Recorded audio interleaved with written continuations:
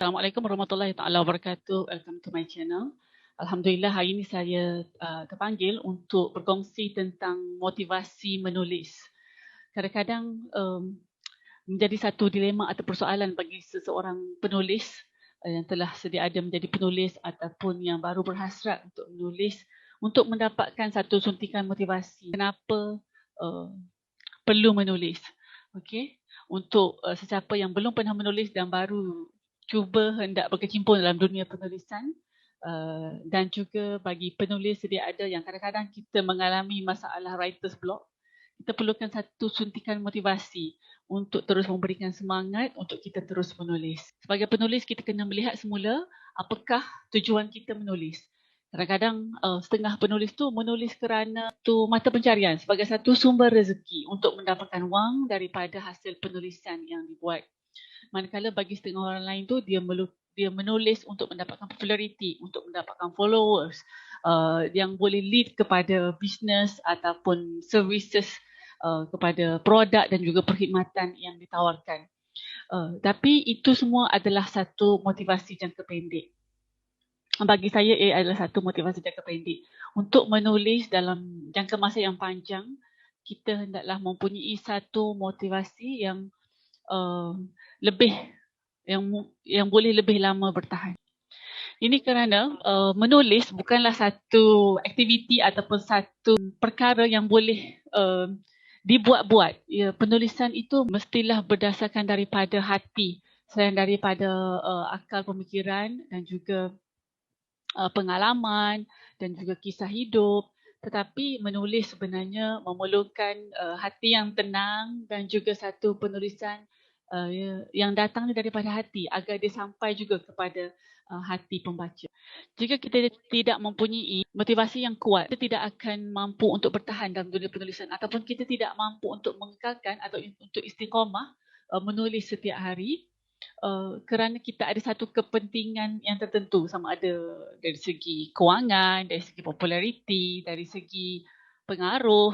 Okey, jadi menulis sebenarnya memerlukan satu motivasi jangka panjang yang boleh membawa kepada satu aktiviti yang berterusan tanpa mengharapkan imbalan ataupun balasan yang berbentuk keduniaan. Oleh itu, hari ini saya ingin berkongsi dua tip motivasi menulis, iaitu yang pertama adalah daripada diri sendiri, iaitu kita sebagai umat Islam, kita ambil hadis Nabi sallallahu alaihi wasallam sebagai satu sumber, iaitu jika mati seorang anak Adam, terputuslah segala amalannya kecuali tiga perkara, iaitu sedekah jariah, ilmu yang bermanfaat dan juga doa daripada anak yang soleh. Menulis ini adalah satu sumber kita untuk yang boleh membantu kita di alam kubur, iaitu dari segi ilmu yang bermanfaat. Sekali kita menulis, manfaatnya akan berterusan selagi pembaca membaca penulisan kita, dan lebih-lebih lagi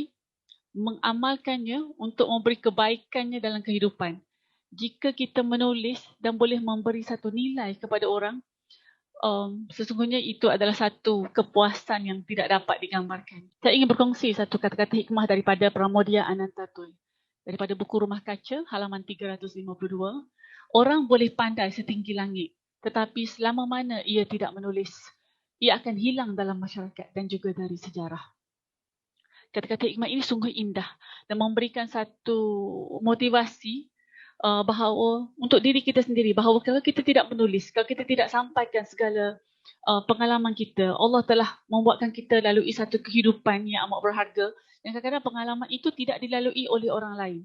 Kita mendapat manfaat daripada pengalaman ataupun satu kepahitan ataupun satu ujian hidup yang telah Allah takdirkan kepada kita, tetapi kita boleh manfaatkan pengalaman ini kepada orang lain yang tidak melalui pengalaman yang sama atau ujian atau kepahitan atau kepedihan hidup yang sama, tetapi orang boleh merasai, malah mengambil pengajaran daripadanya dengan hanya membaca penulisan kita.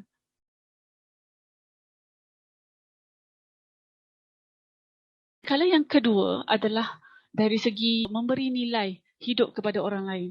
Itu adalah tips kedua, adalah bagaimana dengan menulis kita boleh beri nilai kepada orang lain melalui pengalaman ataupun pendidikan. Contohnya, kita belajar daripada master kepada PhD, membuat satu kajian yang kononnya boleh mengubah dunia, tetapi akhirnya tesis kita hanya tersusun di dalam rak, di dalam library sebagaimana gambar di wallpaper di belakang saya.